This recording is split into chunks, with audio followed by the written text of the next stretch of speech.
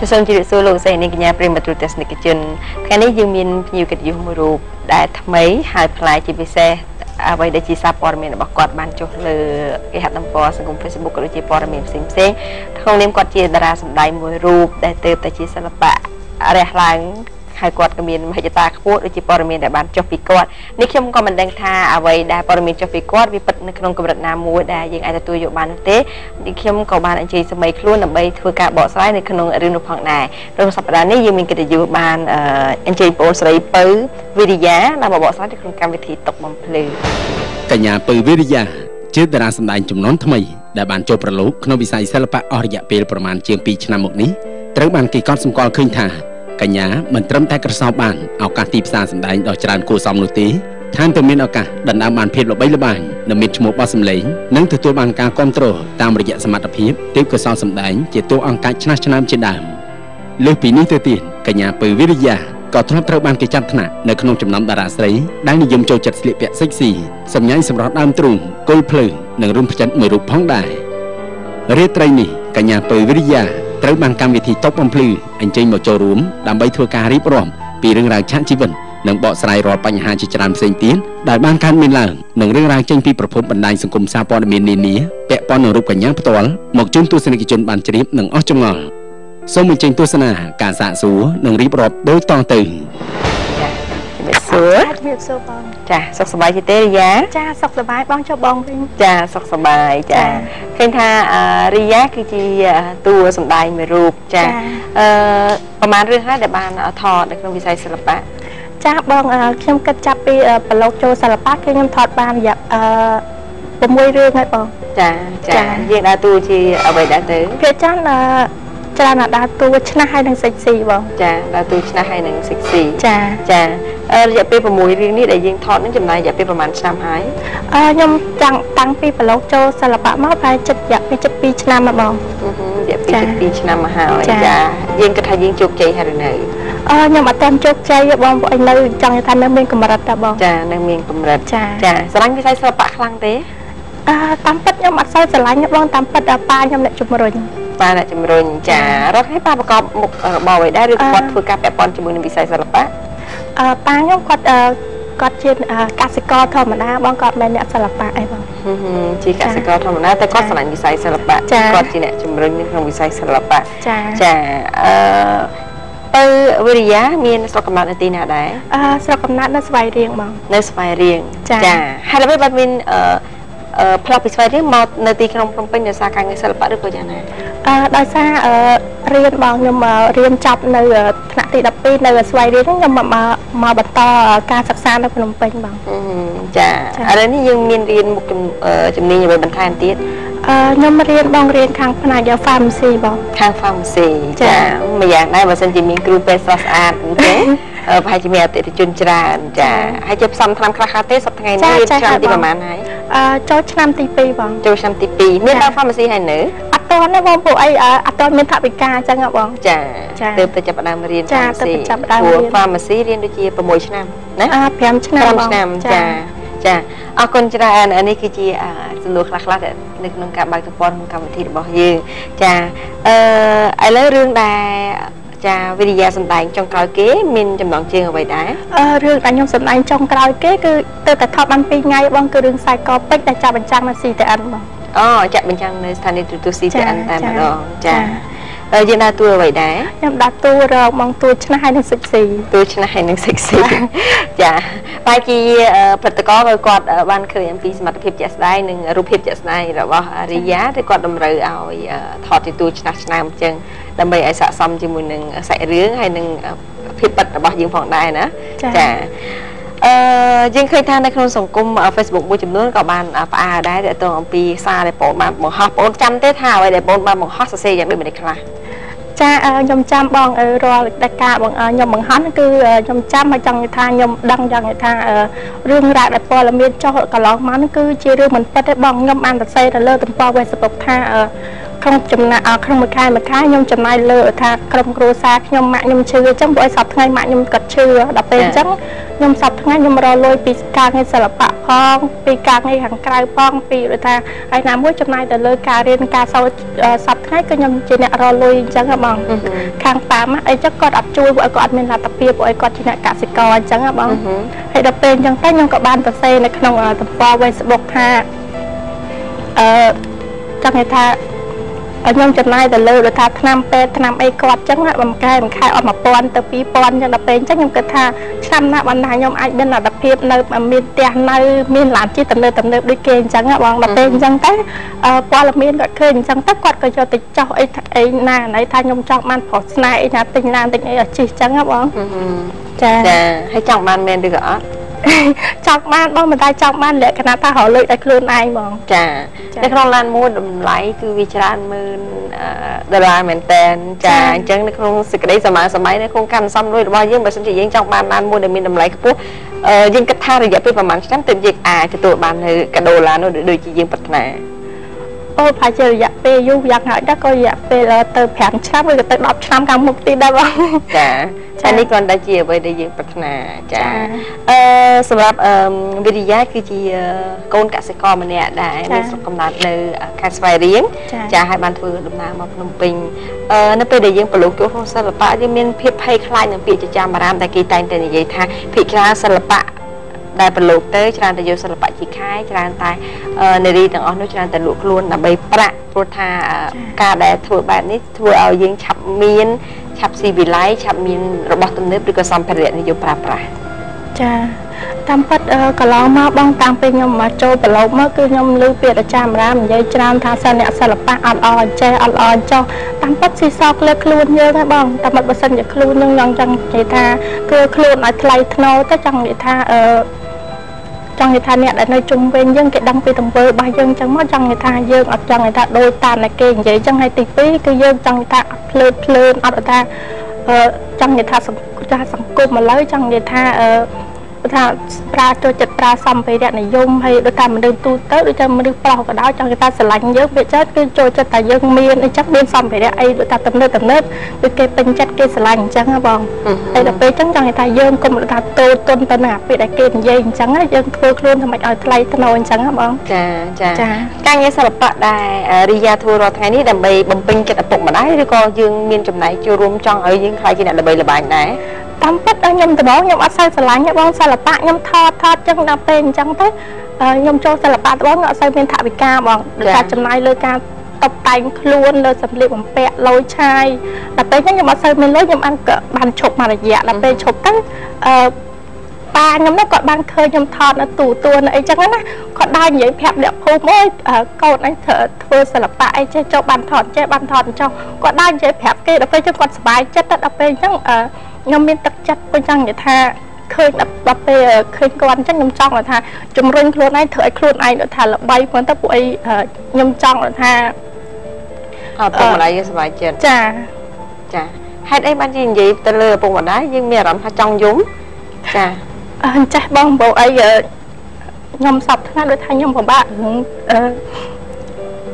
រកលុយទៅអីអញ្ចឹងផងព្រោះអីខ្ញុំសពថ្ងៃខ្ញុំចំណាយលើខ្លួនឯងផងនិងចំណាយលើក្រុមគ្រួសារផង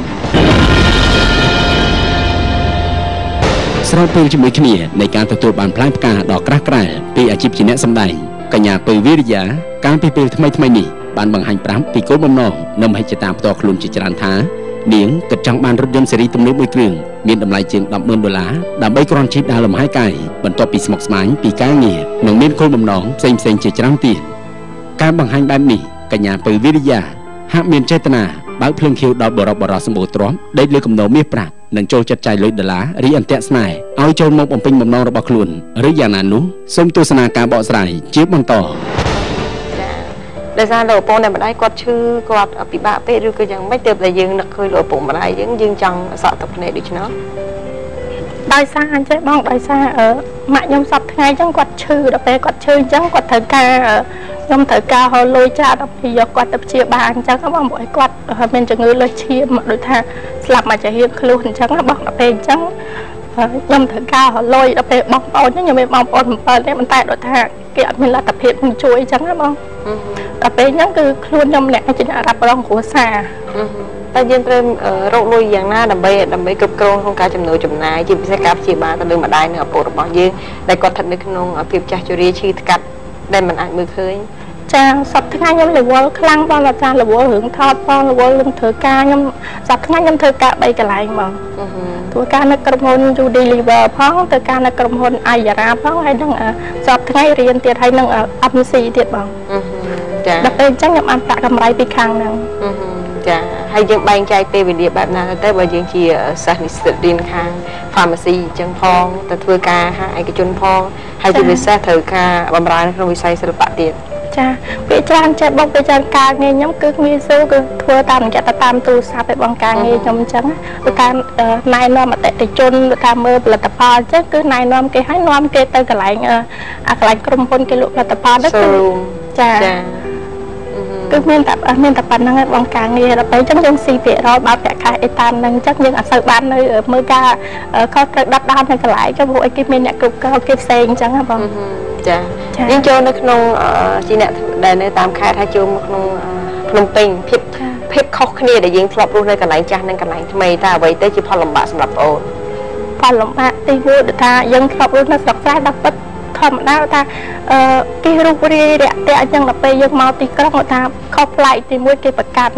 người ta giờ mình xây miền trọp sầm bạc mình xây miền ta là ba là bo lôi chai nhưng là bây giờ cái xây được ha đào làm lại ở dưới kiếm xây rọp an chứ chẳng bằng cái dân khoa lần này ở đây đây nó bây đây kia thôi chỉ là chắc là dân đây tô chất rồi có dân luyện dung mà này ai rồi có dân kịch tha hay là với bà chị kia mưa nghi dương tôi chất bao cứ tôi chất khang ngon ngay trong người ta bữa sau như trong người ta bữa sau nhung kết trong người ta bữa đó mà sập ngay phải bữa sau nhung mình đâu khác hay gì ai chịu bây nhung sập ngay nhung kết người ta kết thử mấy rồi lôi ở bàn tra chui của xa nhưng chui luôn ai được tham miên là có tới một miền tây nơi miền lan chỉ thành được tâm được kia chắc nên cho ngon ngay thực khoa khủng sập đẹp dạng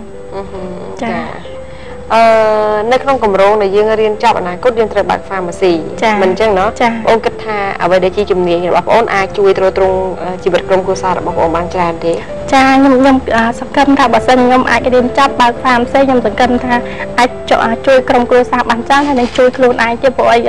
trong bạc đêm khang pharmacy bà sinh nhung ba tới được ta bị miệt một món ở trong sòng cung á không nè phong tảng buông ấy được ta kê mơ máu vì thay thân đâu giờ bàn tay kia tay chân là bay thaoแต่ sợi sả riêng ấp chết thì ba miếng nè thật nên không sắm chất nặng đó dương đại riêng chùm nón chùm mũi dương quạt đai pra pin nên mà căn dương đại được thế đấy bông bông thì bắt ta bông bột cải đại được thế chùm gì nhỉ tam bắt thì bắt nhưng mà tam gì tới chân người ta thôi mà đa chân người ta mình bật cải mình ăn chân người ta cả ta không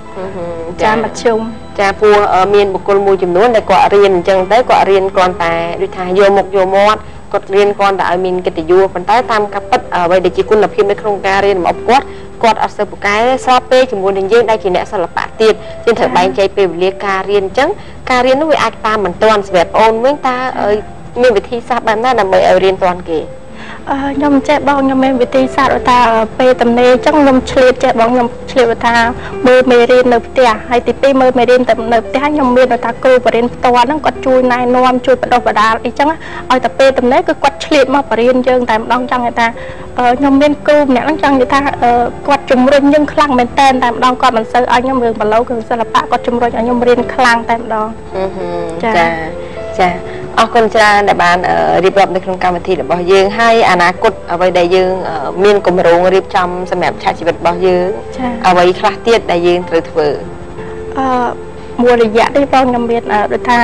សិល្បៈគេហៅថតchờដល់ពេលចិត្តខ្ញុំមានគម្រោងមួយទៀតខ្ញុំចង់ទៅហាត់ច្រៀងពួកអីខ្ញុំចង់ដូចថាឡើងប៉ោះតួចង់រាំចង់ច្រៀងអញ្ចឹងដល់ពេលខ្ញុំអត់ចេះច្រៀងហើយដល់ពេលអញ្ចឹងតែខ្ញុំមួយរយៈហ្នឹងខ្ញុំឃើញគេហៅថតច្រើនដល់ពេលអញ្ចឹងខ្ញុំចង់ថាមានឈ្មោះមានអីគេស្គាល់គេអីដូចថាលក្ខណៈថាសិល្បៈពេញសិទ្ធចឹងបងដល់ពេលខ្ញុំចង់ថាទៅហាត់ច្រៀងហាត់អីដើម្បីបានឡើងកម្មវិធីនេះកម្មវិធីនោះដល់ពេលខ្ញុំចង់អញ្ចឹងបងចង់ឥឡូវចេះច្រៀងបានបាត់ហើយតាមពិត អត់ទាន់បាន10បទទេបងទៅហាត់ជើងហើយរយៈពេលអត់ទាន់បានមកទឹកទេបងចាំតាមពិតបើសិនជាខ្ញុំចង់ថាហាត់ច្រៀងហាត់អីតាំងពីយូរគឺចេះតាំងពីយូរតែមកពីខ្ញុំថាចិត្តអត់ចង់